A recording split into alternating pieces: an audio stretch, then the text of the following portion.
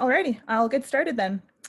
So welcome to this session. One of the requests that we had received was going over games and activities for youth who are under the ages of 12, for family members, caregivers, community members to help keep them active and engaged throughout the day, as well as a secondary session later this week where we will focus on older youth for families and whatnot. So I will be recording this, we'll be uploading it so you can share it around with whoever you want.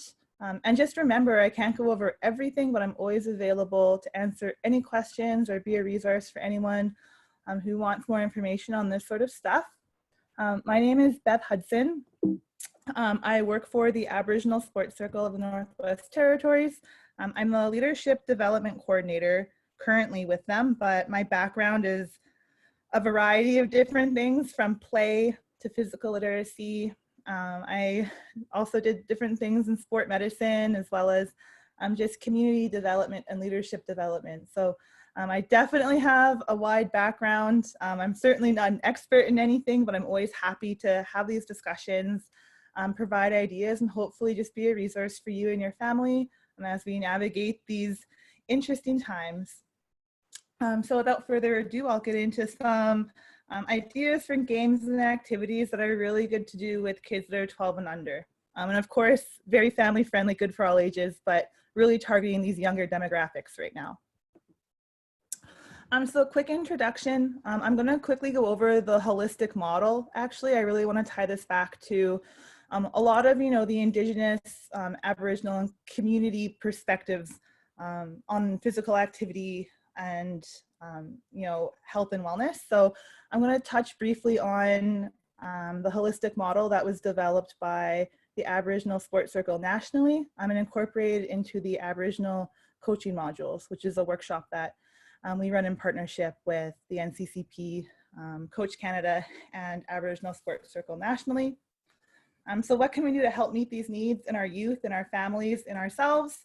And then of course, I'll get into the examples of all sorts of things. So from weekly challenges and larger scale games and activities to just some back pocket games. So those activities you need, maybe when your child's acting up or you need a quick activity break and you can just kind of whip this game out, play for 10 to 15 minutes, and then hopefully get back to what you're doing before. We'll touch on some exploratory and sensory ideas, and then movement goals and charting if you're interested in keeping track of your child's physical literacy development.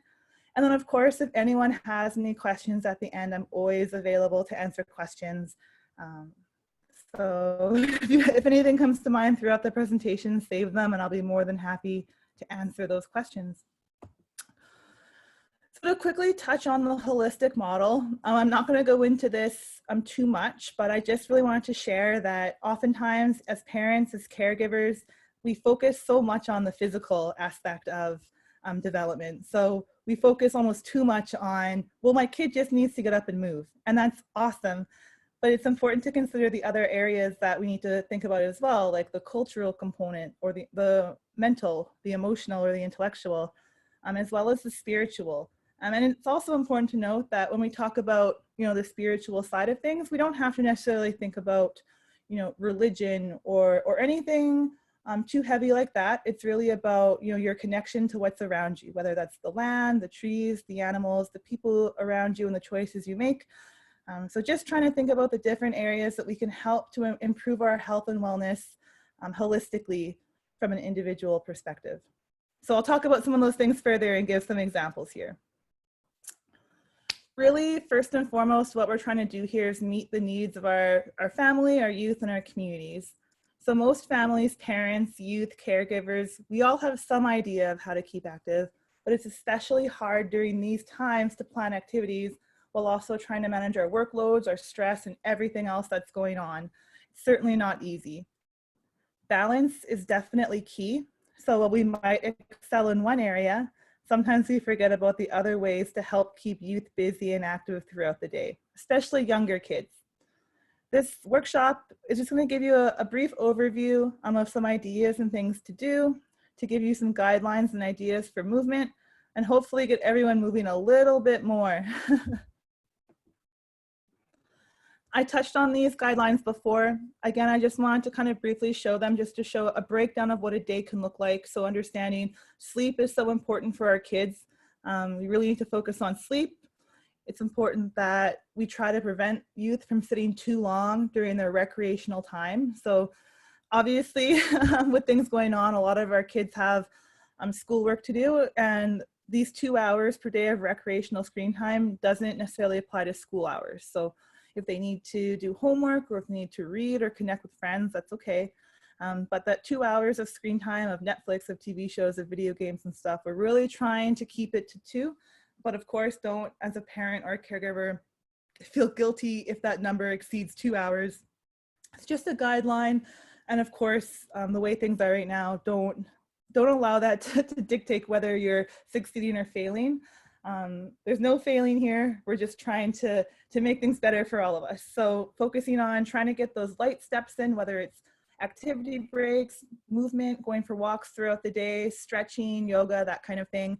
And then a couple, usually 60 minutes or so a day of more vigorous activity. So that could be more structured.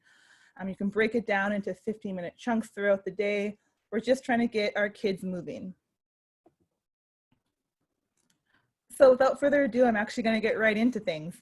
I want to make sure you guys get your ideas right away here, and hopefully leave with some good content. So the first thing I want to touch on are weekly challenges that you can either do yourself as a family, or you can access the different organizations that exist locally, territorially, and even nationally to help you with this. So what exists already in the NWT, for example, with online activity challenges right now, we have our traditional games activity challenges every week, where we highlight a different traditional game, give you some video instruction, give you some information on the history of the games, if parents wanted to explain that to their children.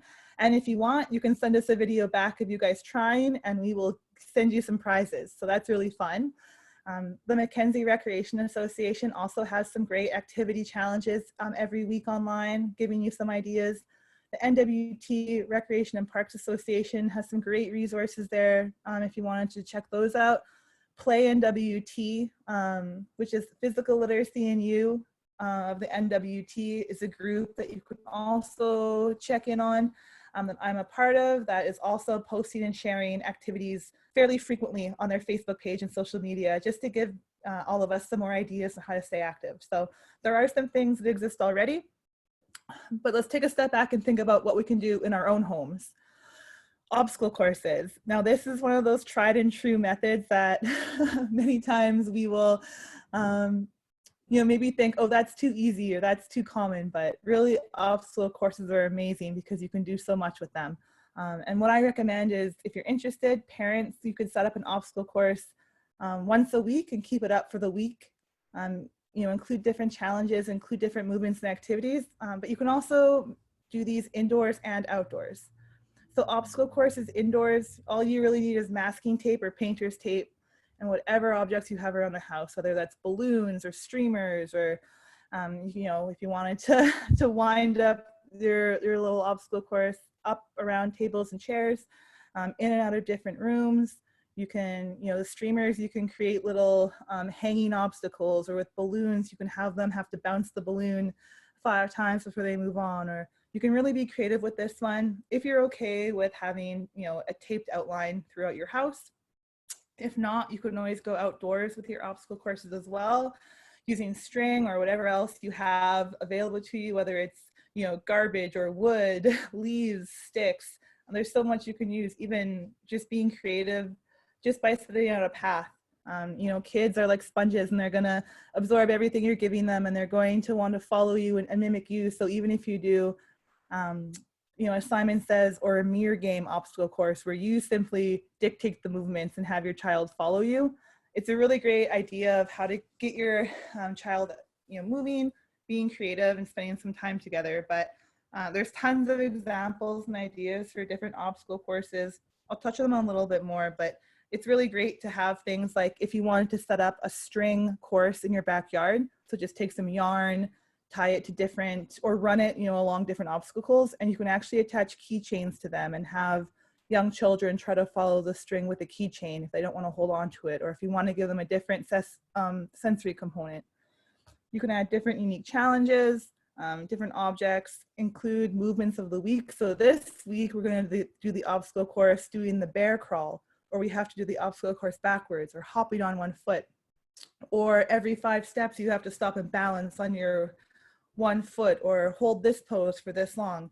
You can really be creative and switch it up every week, so it's not the same thing every single week of, okay, today we're just going to do our best to walk this thing. No, you can really be creative in your movement. The next one is box stations or creativity stations. So if you want to reduce your mess, you can do it outside. You can simply put a tarp down, or just do it right on the grass or whatever you have available to you. But this can include boxes, paper tubes, paint, glue, tape, markers, water, etc. So box stations are one of those tried and true methods that kids can do with a little less supervision, especially if you're going to give them tools that they can play with safely. So, you know, boxes and tape and paint, sure, that sounds like a little bit of a recipe for disaster, but that's okay. They're going to have a wonderful time. The most important thing with box stations is just to let your kids' creativity soar, whether they want to make a mansion or a castle or a boat, whatever comes to their mind. The most important thing is let it come from them, and just support them in their creativity journey, and allow them to color things and paint things and create things. And honestly, box stations can be a whole afternoon of fun, and you can do them, you know, multiple times a week, and kids don't get tired of this. I can confirm this. And you know, as adults, when we set up box stations, it's hard not to want to jump in and play too. So it's really great for the whole family. Highly recommended you try it out. If you can't find boxes, you can always check with, you know, local stores and see if they have everything. But if not, you can scale it back. And like I said, just use paper tubes or paint or whatever's available to you. Just think outside the box. Some other larger scale games and activities that work really well with families and young children. Scavenger hunts is a great one, and I know sometimes again we think, oh, scavenger hunts, we've done that before, but again, you can be so creative with them. So different things you can set up to look for, depending on the day. It could be bird houses, different colored houses. Are there hearts and windows in your area? Are there different animals around, different birds you could look for, different cloud shapes, different trees in the area, different leaves, colors of leaves, textures of leaves. You could do a garbage cleanup walk where you go and whoever collects the most garbage, you know, wins. Just those little acts of kindness for your community. You could recycle the Easter eggs you used for Easter and have another egg hunt. You know, why not? You can really be creative on these daily walks to make them interesting, especially for young children who are just starting to experience the world. You know, to you, those cloud shapes and those trees and their colored leaves, maybe you've seen them before, but for some of our youth, they haven't yet. And it's fun for them to be able to explore nature around them and, you know, different areas in their house as well. So you can be really creative with these, but they're great, especially for developing the minds of our young kids.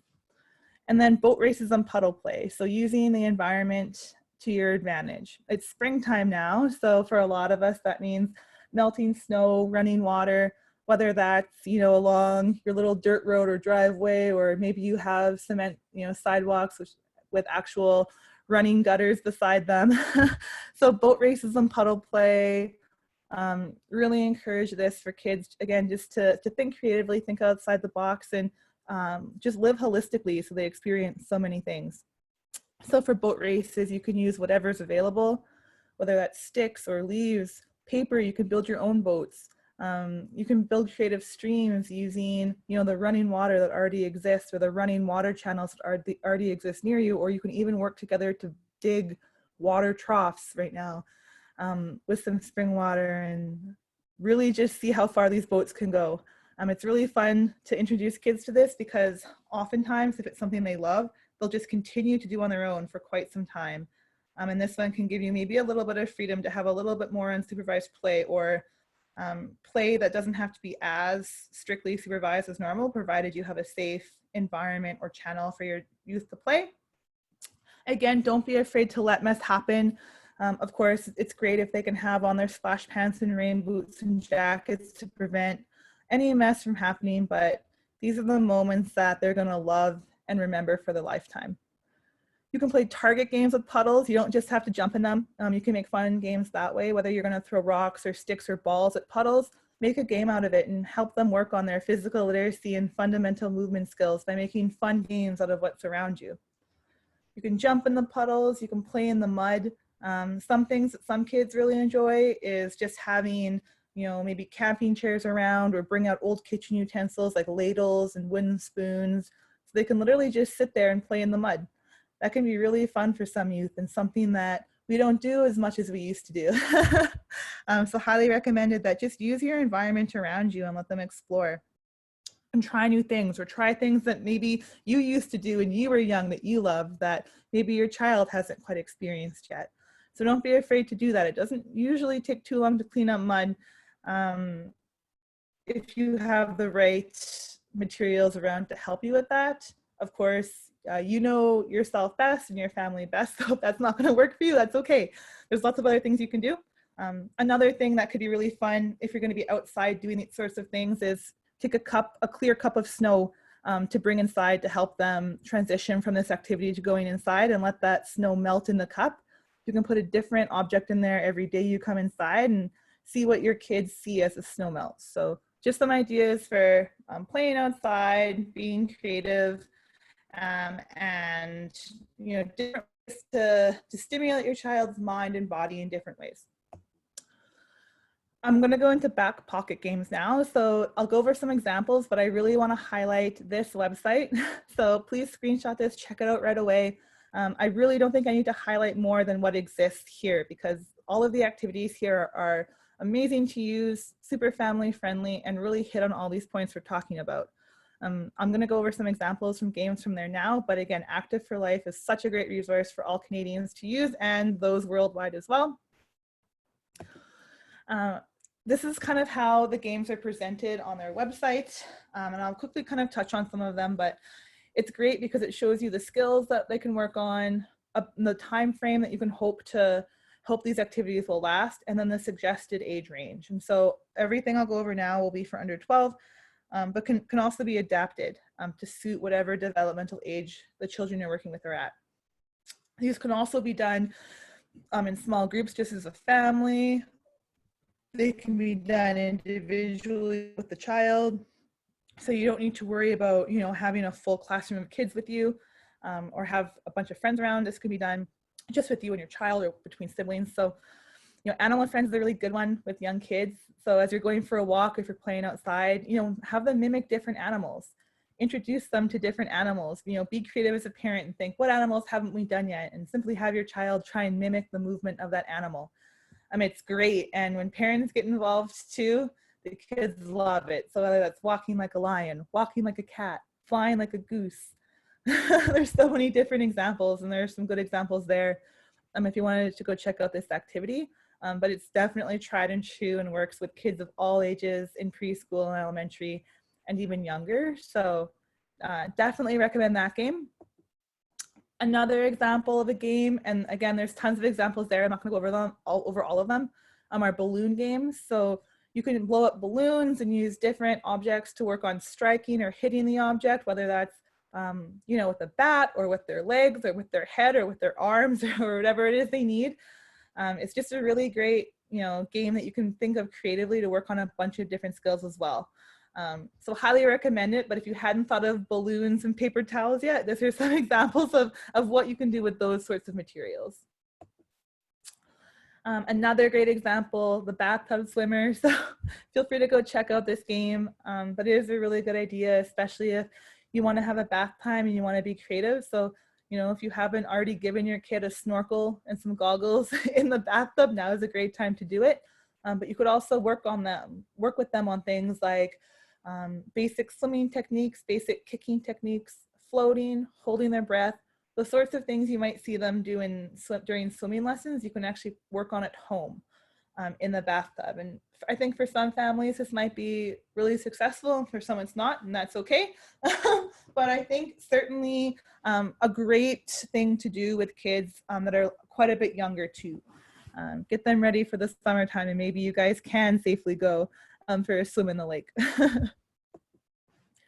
Another really great example that I wanted to share also are beach ball games. So beach balls, if you don't have one, you can go see if you have them at your local store. And if not, there are plenty of alternatives. You can also use a balloon for these as well. But there are so many examples of games you can play simply with a wall and a beach ball and a child. This one, they have it listed for 5 to 10, so a little bit older, which is great because you can work on a variety of different skills and sports. But again, we're really just trying to encourage thinking outside the box. What can we do with materials we already have? And what are games and activities that some youth already just love to do? So we've already covered beach balls, we've covered balloons, and we've covered toilet paper and paper towel rolls. Don't throw those out, those are gold right now. How about this one? This is one that I love, I used to love as a child as well, and something that we can easily do with different materials around our house. So setting up, a bowling game, and the bowling game can look different with different materials, whether that's, old milk cartons or, old pop cans you have around, or even setting up sticks. You can be so creative with this one. Anything that you can prop up and knock down, you can use any object to work on bowling. So whether it's rolling the ball like a bowling ball, you can even throw and do target practice, or kick and do target practice with your feet. There's so many examples. But again, just trying to encourage you to think about different ways to think creatively to keep your kids active. So this one's a really, really good one that I think sometimes we think it's a little bit too simple, but once you get into it, really, really, really fun game to play for all ages. This is another good one. I just wanted to quickly show, during the obstacle course suggestion, I had talked about potentially putting keychains on string for your youth to follow the obstacle course with. This kind of shows that concept, but another way you could do that is simply by tying a string across your yard and looping that string through different objects so kids can see how they travel along the string. Or you could do this activity, which is the cardboard javelin. So simply seeing how far the kids can throw that cardboard tube down that string. And again, be creative, but this is just an example of some of the great things you can do. And then the balance walk. This is the last back pocket game I'll kind of talk about here, but again, go to the Active for Life website. They have hundreds and hundreds of games. But this is one of the activities I would do with preschoolers and kindergartners and grade 1ers when we would have nature school. One of the things I used to do was run a lot of physical literacy programming on the land with young youth. And we need to keep going for walks, encouraging them to be outside and encourage them to move creatively. Whether it's walking along fence posts, walking along, the riverbank, walking on stones, playing the floor is lava, walking along picnic tables. There are so many different things you can do with children. Even if it's not walking, it could be, I want you to step on this rock and hold your balance for 5 whole seconds. Or I want you to try and do a handstand. There's so many different things you can do just by getting them outside, moving around and experiencing different environments so they can start to build those skills and get familiar with the world outside as well as the world inside. So certainly continuing to go for walks, that's never a bad idea. It's always good for kids to do, especially when they're with you. They want to spend more time with you. They want to be active. They'll love it regardless of what you do. So the next thing I want to go into, we've already talked a lot about these, but I'll give some more specific examples and places to go. So exploratory and sensory activities.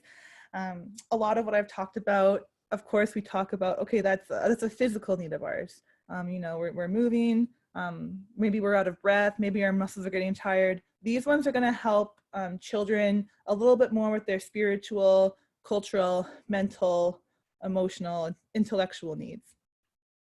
So what are some other easy to set up sensory or exploratory stations that we can set up with young children? And how can we progress this for older children? So some common sensory activities and materials that you might already have or might already be familiar with are things like Play-Doh, slime, different glitter activities, temperature play, so freezing or heating up objects. Ice cubes are really popular for this one.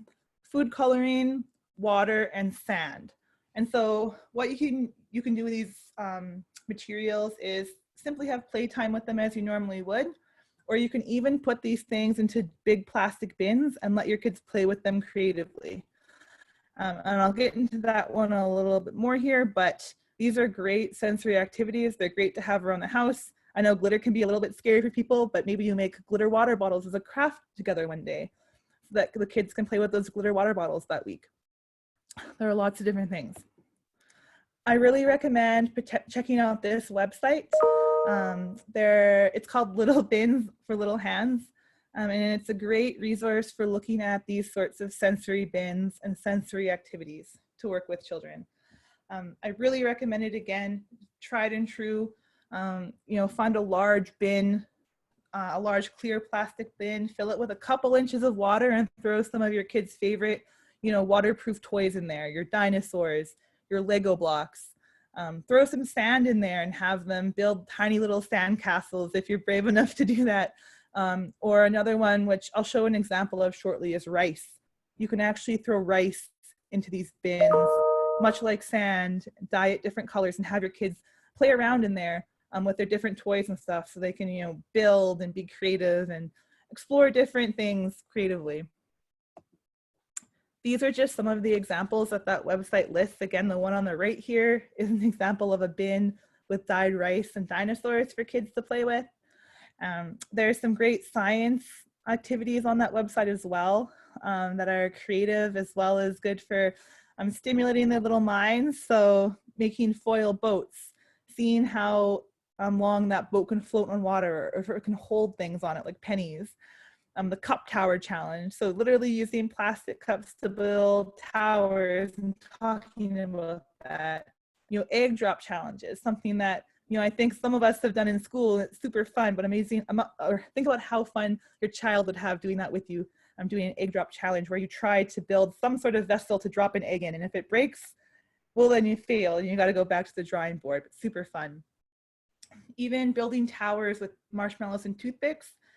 Again, these activities that maybe you did when you were in school growing up that maybe you've forgotten about, they're great for kids to do now. They also had some great other activities I just wanted to share here quickly, like the moon one. You can really be creative. And if you wanted to do a moon or, go over the waxing and waning of the moon, why not use Oreos and have a fun little snack afterwards. So again, just trying to be creative, bring some new ideas, think outside the box. There are so many amazing ideas. It's so hard to go through them all. But definitely think back on what ideas have been successful in your home in the past, in your day homes, or in your community. Are there ways that you could, alter those activities or switch things up a little bit to maybe use different movements or different materials? Again, just to be creative, because it's really good to build upon activities that we already know are successful with our kids. Let's expand them. Let's make them more challenging. Let's make them more interesting. It'll help keep them moving and help keep them growing. And then additional ideas too, things that if you haven't tried already, maybe your children will be really interested in them, maybe they won't be, but you can try baking, whether that's breads or doughs or cookies. You could pre-mix mason jars with cookie recipes to give as gifts, whether now safely. Remember to keep in all of our precautions in effect here, but if you can safely make them for others and drop them off, it's a great idea. Baking different treats, so whether that's decorating Rice Krispies if they're young, creating popcorn balls with their favorite snacks, making popsicles with them, or making another type of fun snack together. Different arts and crafts, if you haven't been doing these already, there's tons of great coloring pages that are free out there. Painting, you could doing different crafts with popsicle sticks and feathers, or even puppet making.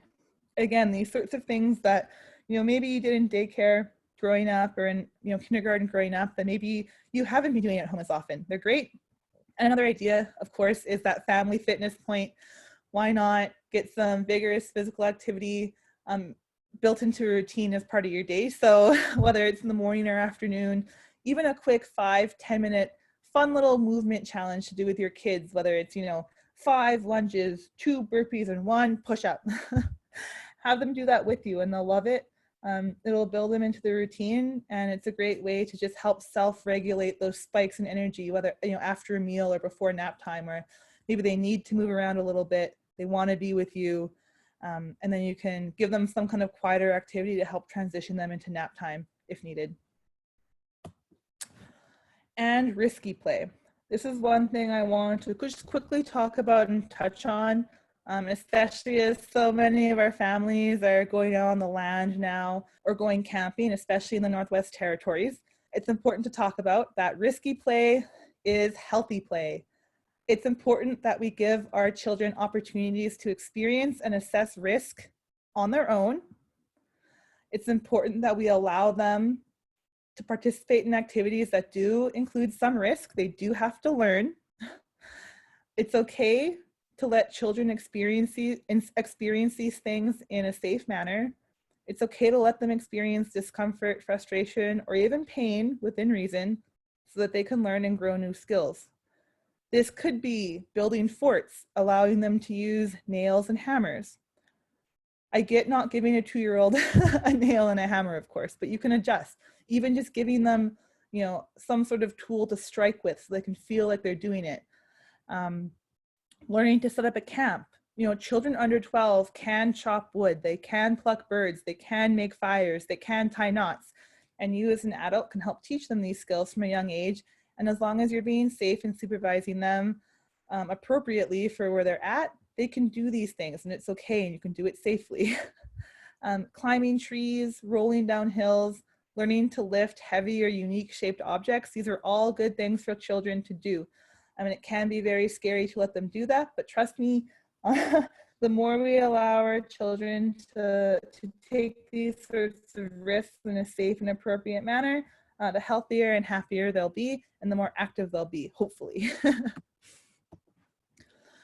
And I touched on risky play mainly because it's important to tie these things back to learning and development. This is really the focus of why we want to keep our kids active during these times.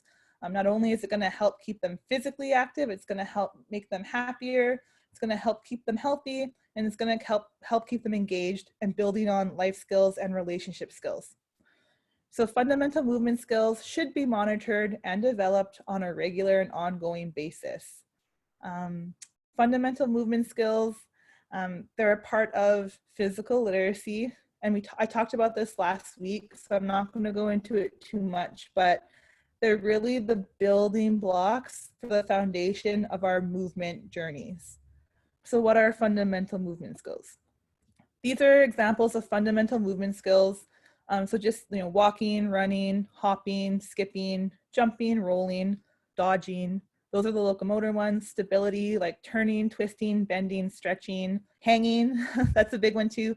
Allowing our kids to hang and dangle from jungle gyms or trees. I know that playgrounds aren't open right now, but allowing them to experience the sensation of hanging from a tree without having you holding on to them. Again, we talk about risky play. It's important for them to be able to do those sorts of things.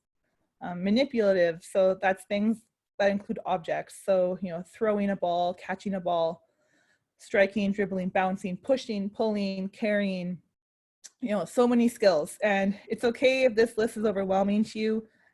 You don't need to work on these things successfully all at once. That's not the point. The point is that life is a journey and we just have to try and work on these things as often as we can when we can. Yes. Excuse me, can I just see the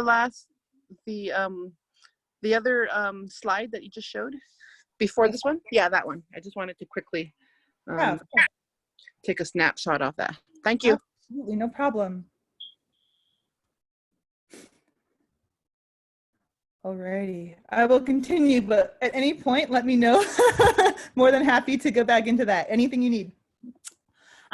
So yeah, just quickly continuing on. I know some parents might want to implement, some kind of checklist or some kind of monitoring thing. Again, don't feel like you need to do this. But in terms of developing these skills, sometimes just having a checklist is nice to have as a parent to say, okay, well, this week we worked on throwing and catching and we went for a walk. Great. Maybe next week I'm going to purposely try and work on some kind of bouncing skill, some kind of pushing skill, and some kind of stretching skill. So it doesn't have to be all at once, but these are the kind of movements that are really great to try and work with your children on. I recommend keeping some sort of checklist or some kind of idea of what you've been doing, but it's completely up to you as parents and caregivers, of course. And I just wanted to include this graphic. We do a lot of work with Sport for Life, including we work with Sport for Life on a lot of their Indigenous content. And a lot of the resources they have out now on physical literacy include really family-friendly graphics like this. And this is just an example to show why it is important to work on these skills with their children. If they can do any of these things, and then hopefully they'll grow to enjoy all of the activities that might go along with that. So if we can work with them on their balancing skills, we're helping them to prepare for, dancing, cycling, yoga, and trampolines when they're able to do those things if they don't have access to those things at home. We're helping them to work on their running, all of those activities, whether it's flying a kite or paintballing or geocaching, which is awesome, by the way. These are all things that, this is the point. This is what we're trying to do. We're trying to help our children be successful in their development at this age so that when they're older, hopefully they can feel confident and competent engaging in these other activities throughout their lifetime. And if our kids who are under 12 aren't working on these fundamental movement skills like catching and running and throwing, they will have a harder time when they're adults participating in things. And we're simply just trying to help everyone remain active for life, regardless of age or ability. So hopefully that point is. Can I make a comment? Yes. I actually wanted to try something with my boys because I do have a 9-year-old and I also have a 15-year-old teenager, doesn't want to do much, but I wanted to try a learn to run with them. Ooh, that's awesome. That's a great idea. I've done that years before, with one of the Breakaway, because they do that every year, but I guess they're not doing that this year. But I wanted to try that with my boys, and I also have an infant. I have a 9-month-old, and I was gonna put him in the chariot and start with them, and I was gonna really start really low because because usually it's like you point is from running for 5 minutes, right? That's the end result. Yes. But before that, you start really, really slow. And I was going to start really, really slow because it's like you're running for 30 seconds and then you're walking for 4.5 minutes. Mm-hmm. But and you do that every week you increase it. But I was just going to do it super, super slow and maybe do the 30 seconds running and the 4.5 minutes walking for like maybe 2 weeks kind of thing, like just really, really slow. But that's something I wanted to try with my boys. I wasn't sure. I haven't talked to my 15-year-old about it yet. I'm not sure if he would want to participate, but I'm going to try and get him to try it out with us. Yeah, I think that's a really great idea. And, it works, especially if you have access to like trails and stuff too. It's really fun to be able to get them in, not only on sidewalks, but also in trails and different environments and stuff. Of course, it's hard with a teenager and that, the age gap as well. I think a lot of families are struggling with that. And I think that what you're thinking of is just great. To have that kind of learn to run kind of idea. And then of course you can build in different challenges for both. It's going to depend, of course, on how your children want to be involved. If they want to be involved, they're buying and that kind of thing. But I know I used to do actual like personal training, not only with Breakaway, but also previous to that before, we would do outdoor boot camps down in Edmonton where I did my schooling. And one of the things we did was outdoor boot camps that included, families with young children, families with dogs, families with older children, in terms of when you're doing things like this, almost giving everyone else maybe their own different movement goals. So it could still be running for 30 seconds and walking for 4.5, but for that 30-second period, maybe one of them has to end with 5 burpees, or they're going for some kind of reward system. It totally varies. I know I'm not being super specific, but that's just such a great example of some kind of activity that you can really just play around with and see what works best for your family as you go forward. And hopefully you get the buy-in from the 15-year-old. That's hard. Of course it's hard, but depending on what they're interested in, maybe you can think about that. Like maybe if there's a sport they're interested in, if there's a video game, or like sometimes whether it's like a dance or some kind of video game related thing, maybe they can incorporate that in. So including them in brainstorming things. Who knows? Yeah. My boys like soccer, but I'm wondering if even Yellowknife is going to kind of limit that kind of play outside, because actually I have a sister that lives in Toronto right now, and she has two little guys, and she actually went out this past weekend somewhere in a park, and she was going to kick a soccer ball around with them, but she actually got stopped by, I don't know if it was a police officer or someone that was telling them that they're not allowed to play soccer out in the park. Yeah, I've heard that different parks are closed. So it's really going to depend on different situations. But that being said, like public green spaces, maybe they're not actual parks. I do believe, I don't know, it depends on the area, of course, but I really hope that in the north especially, I don't think they're going to close down like those sorts of green spaces. Who knows? They might not allow you on like school fields and stuff. But certainly you can, see if, you have even friends with yards that they can let you play in or something. Maybe that sounds a little bit ridiculous, but you never know what's available if you do a little bit of brainstorming, and hopefully we don't get that limited.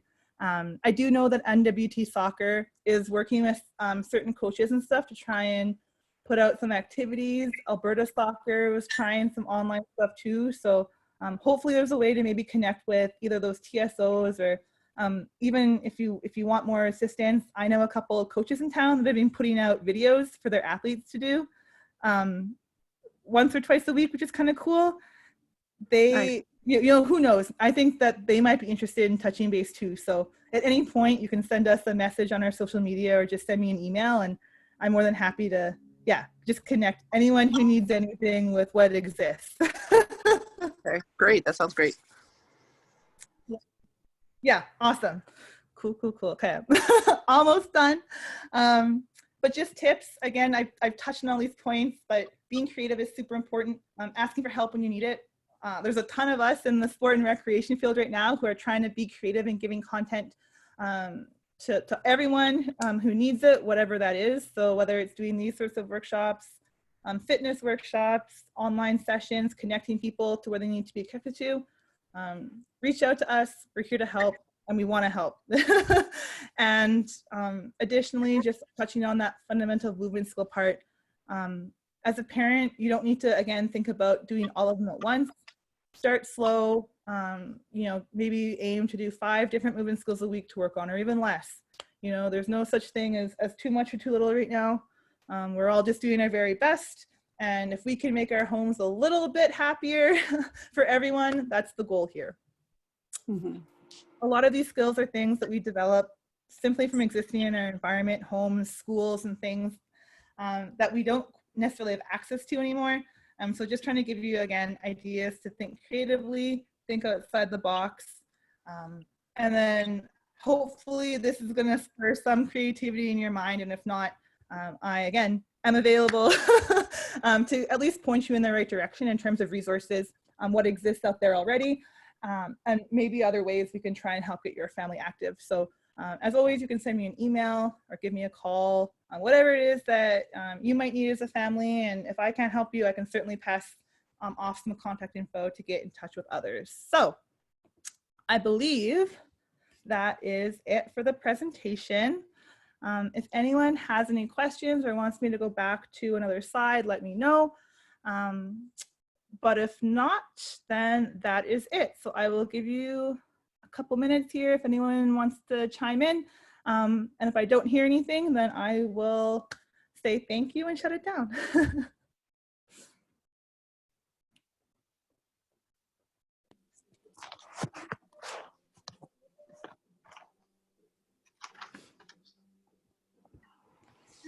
Alrighty. Thank Laura, you. I just wanted to say thank you for all the ideas and the information. Thanks. No problem. Thank you for chiming in. Yeah, hopefully you can join us for more. If you need anything, just let us know. We're here to help. Okay, great. Sounds good. Thank you, Beth. It's Lorna. Thank you. Yeah, no problem. Thanks for joining us again. Hopefully see you later this week. Yes, for sure. Awesome. Cool. Thank you all so much. Yeah, hopefully chime in again later. See you. See ya. Thanks.